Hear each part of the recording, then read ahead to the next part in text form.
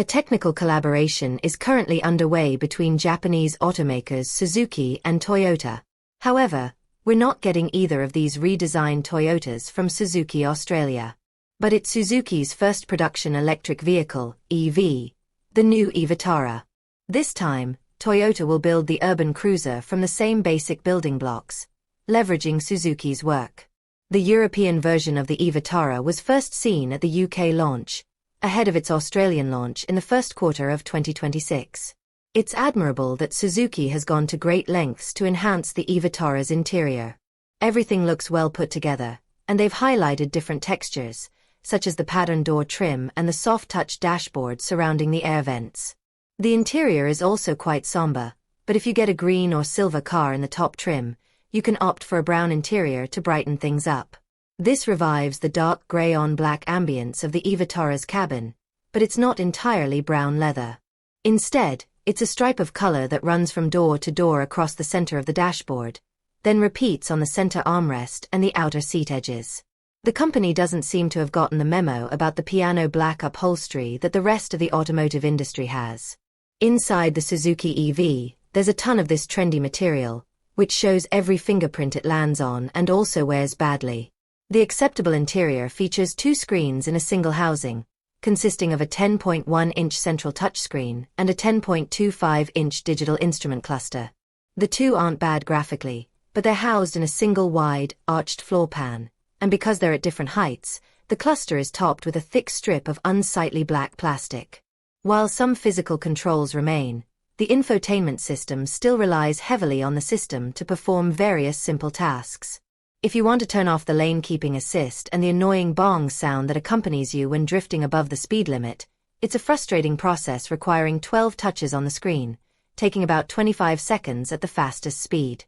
Enabling the heated seats is even more cumbersome, requiring 5 taps on the screen and waiting for the seats to spin pointlessly on the screen.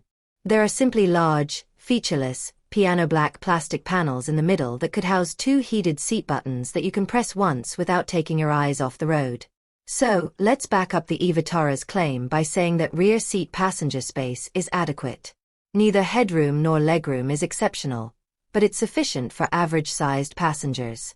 The rear bench can be folded in a 40 hours 20 minutes and 40 seconds split, and the seats can be slid back and forth in a 60:40 split to increase passenger space or cargo capacity when needed. This is good news, as the Suzuki's trunk isn't particularly special.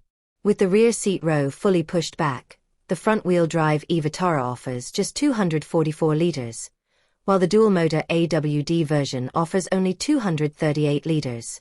Slide these forward and the volumes improve slightly to 310 and 306 liters, respectively. However, most rivals today comfortably exceed 400 liters in this area. Furthermore, the e-Vitara lacks any front storage space under the hood.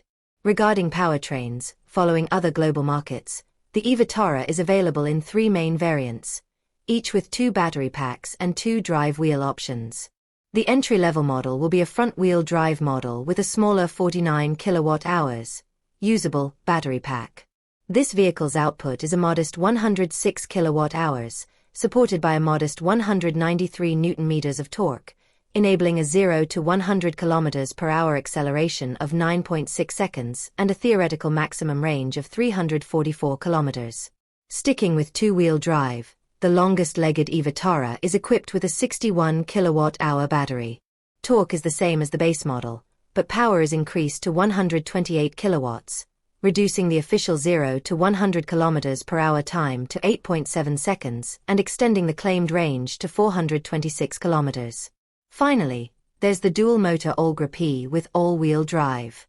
It uses the same battery and 128 kilowatts per 193 Nm front-mounted motor as the long-range e-Vitara, but adds a rear-mounted 48 kilowatts drive unit. Maximum power is set at 135 kilowatts, but the resulting total torque of 307 Nm is quite impressive. The Suzuki e-Vitara Olgra P is claimed to accelerate from 0 to 100 km in 7.4 seconds, but the extra traction and speed reduces the range to 395 km.